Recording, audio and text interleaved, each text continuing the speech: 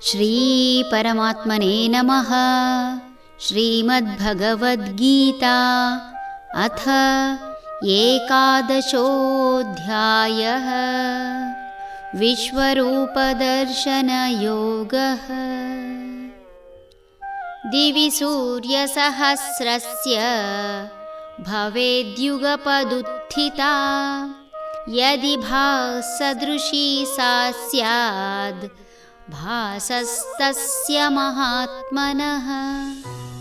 ಸಾವಿರಾರು ಸೂರ್ಯರು ಒಂದೇ ಸಾರಿ ಪೂರ್ವ ದಿಸೆಯಲ್ಲಿ ಉದಯಿಸಿದರೆ ಹೇಗಾಗುವುದು, ಹಾಗೆಯೇ ಆ ವಿಶ್ವರೂಪವು ಅಷ್ಟು ಶೋಭಾಯಮಾನವಾಗಿ ಕಾಣುತ್ತಿತ್ತು. ಸೂರ್ಯನ ಪರಿಚಯ ಎಲ್ಲರಿಗೂ ಇದ್ದೇ ಇದೆ. ಒಬ್ಬ ಸೂರ್ಯನನ್ನೇ ನೇರವಾಗಿ ಬರಿಗಣ್ಣಿನಿಂದ ನೋಡಲಾಗದ ಮಾನವ ಸಹಸ್ರ ಸೂರ್ಯನ ಬೆಳಕು ಒಟ್ಟಾಗಿ ಬಂದರೆ ನೋಡಲು ಖಂಡಿತ ಸಾಧ್ಯವಿಲ್ಲ.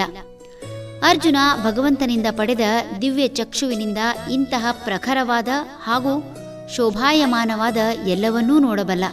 ಕೇವಲ ನೋಡುವುದೊಂದೇ ಅಲ್ಲ, ತಾನು ನೋಡಿದ್ದನ್ನು ಭಗವಂತನಲ್ಲಿ ಹೇಳುತ್ತಾನೆ ಎಂಬ ಭರವಸೆ ಇಟ್ಟುಕೊಳ್ಳಬೇಕಾಗಿದೆ.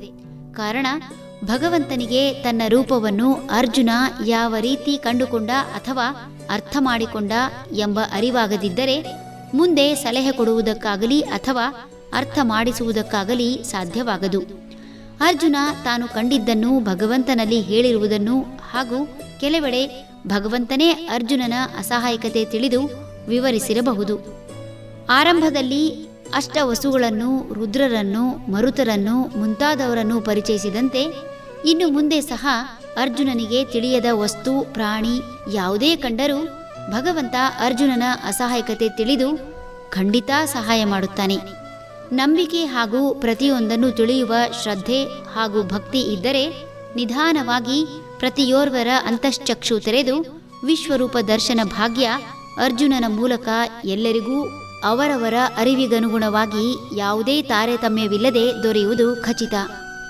ಹರಿ ಓಂ ತತ್ಸತ್.